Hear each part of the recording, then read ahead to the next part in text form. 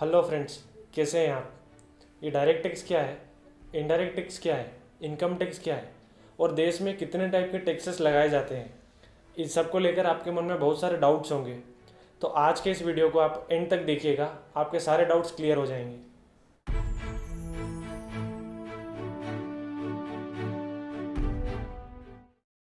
Video के main topic को start करने से पहले मैं आपको एक बात क्लियर करना चाहता हूँ कि हमारे जो वीडियोज़ हैं वो केवल अकाउंट्स या फिर कॉमर्स फील्ड वाले लोगों के लिए ही नहीं है, बल्कि सारे लोगों के लिए है।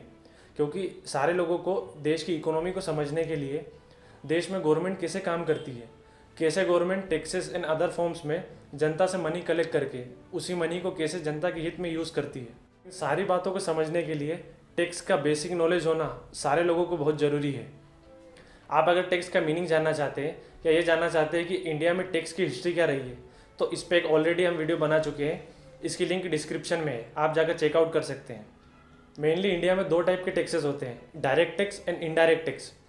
डायरेक्ट टैक्स का मीनिंग ऐसे टैक्स से होता है जिसमें जिस व्यक्ति पर टैक्स लग रहा है उसी व्यक्ति द्वारा उस टैक्स को गवर्नमेंट को जमा कराया जाता है।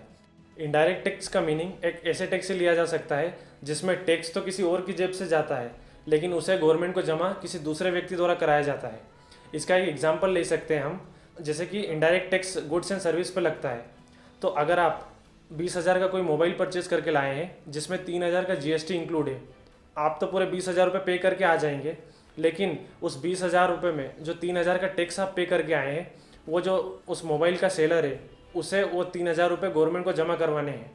इसी तरह हम देख सकते हैं कि 3,000 का टैक्स तो आपके द्वारा पे किया गया, लेकिन उसे गवर्नमेंट को जमा उस सेलर के द्वारा कराया जाएगा। तो डायरेक्ट टैक्स में मेनली इनकम टैक्स आता है और इनडायरेक्ट टैक्स में मेनली जीएसटी आता है। तो आज के इस वीडियो में हम केवल डायरेक्ट टैक्स यानी इनकम टैक्स के बारे में ही बात करेंगे और जीएसटी के बारे में हम बात नेक्स्ट वीडियो में करेंगे। तो इन 4 क्वेश्चंस के थ्रू हम डायरेक्ट टैक्स को समझने की कोशिश करते हैं। पहला, इनकम टैक्स क्या है। दूसरा, ये किन व्यक्तियों पर लगाया जाता है। तीसरा, इसे कैलकुलेट कैसे किया जाता है। और चौथा, हमें गवर्नमेंट को कब पे करना होता है। पहला क्वेश्चन, इनकम टैक्स क्या है। इनकम टैक्स यानी कि नाम से स्पष्ट है कि इनकम टैक्स यानी व्यक्ति की इनकम पर लगाया जाने वाला टैक्स। व्यक्ति जो भी इनकम कमाता है उसमें से उस इनकम का एक पार्ट गवर्नमेंट को पे करना होता है उसे।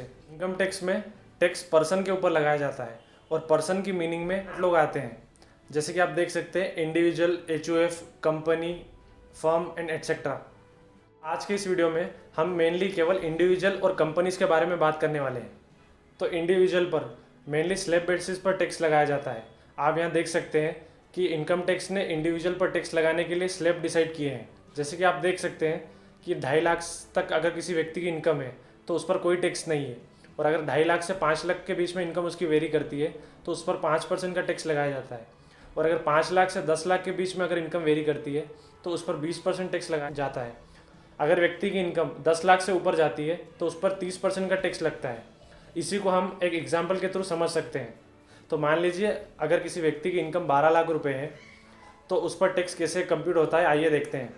तो 12 लाख में से पहले 2.5 लाख पर तो कोई टैक्स नहीं है, और उसके बाद 2.5 लाख से 5 लाख पर 5% का टैक्स यानी 12,500 का टैक्स। उसके बाद 5 लाख से अगले 10 लाख तक 20% यानी 1 लाख रुपए का टैक्स। उस 10 लाख से 12 लाख तक यानी उस 2 लाख पर 30% का टैक्स यानी कि 60,000 रुपये। अगर इन तीनों का टोटल किया जाए तो 1,72,500 रुपये बनते हैं। तो इस तरह एक व्यक्ति का टैक्स कंप्यूट किया जाता है। इसमें सरचार्ज और एजुकेशन सेस भी ऐड किया जाता है। और अगर कंपनी का देखा जाए तो कंपनी को स्लैब्स नहीं दिए जाते हैं, बल्कि कंपनी पर एक फ्लैट रेट पर टैक्स लगता है। यानी कि मान लो अगर 30% कंपनी पर टैक्स लगता है तो कंपनी अगर 100 रुपये भी कमाती है तो उस पर 30% के हिसाब से 30 रुपये गवर्नमेंट को जमा कराने होते हैं। अब आप ये सोच रहे होंगे कि क्यों एक इंडिविजुअल को स्लैब का बेनिफिट दिया गया है और क्यों कंपनी पर स्लैब का बेनिफिट नहीं है। तो क्योंकि कंपनी एक गवर्नमेंट के बड़े इंफ्रास्ट्रक्चर का यूज़ करती है और कंपनीज गवर्नमेंट के इंफ्रास्ट्रक्चर को बड़ी मात्रा में कंज्यूम करती है, जैसे कि इलेक्ट्रिसिटी, वाटर। इसी वजह से गवर्नमेंट को उन सभी की व्यवस्था करने में काफ़ी खर्चा होता है। इसीलिए गवर्नमेंट कंपनीज पर ज़्यादा टैक्स वसूल करती है एक इंडिविजुअल के कंपैरिजन में। 3 क्वेश्चंस के आंसर यहाँ पर हो जाते हैं। पहला क्वेश्चन कि इनकम टैक्स क्या है, दूसरा ये किन व्यक्ति पर लगता है, तीसरा इसे कैसे कंप्यूट किया जाता है, और आइए अब हमारे चौथे क्वेश्चन पर आते हैं कि इसे हमें गवर्नमेंट को कब जमा कराना होता है। गवर्नमेंट ने टैक्स वसूल करने के तरीके बनाए हैं, जैसे कि टीडीएस के थ्रू, एडवांस टैक्स के थ्रू। तो आइए इन दोनों का मीनिंग देखते हैं। तो टीडीएस का मीनिंग यानी कि नाम से स्पष्ट है, टैक्स डिडक्शन एट सोर्स। तो टीडीएस में व्यक्ति जहाँ पर इनकम कमाता है वहीं पर उसका इनकम टैक्स डिडक्ट कर लिया जाता है। जैसे कि मैंने पहले भी एग्जांपल लिया था वो 12 लाख रुपए का। तो मान लीजिए अगर व्यक्ति की इनकम 12 लाख रुपए है और उस पर टैक्स बन रहा था 1,72,500 का। 1,72,000 रुपये के टैक्स को हर महीने के प्रपोर्शन में उस व्यक्ति की इनकम से डिडक्ट कर लिया जाता है और उसको रिमेनिंग अमाउंट उसके एम्प्लॉयर द्वारा पे कर दिया जाता है।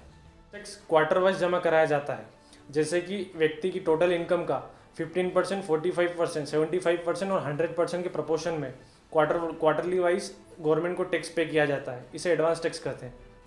आज के इस वीडियो का अगर रिकैप देखें तो आज के वीडियो में हमने ये सीखा कि टैक्स के कितने टाइप्स होते हैं, टैक्स किन लोगों पर लगाया जाता है, टैक्स कंप्यूट कैसे किया जाता है।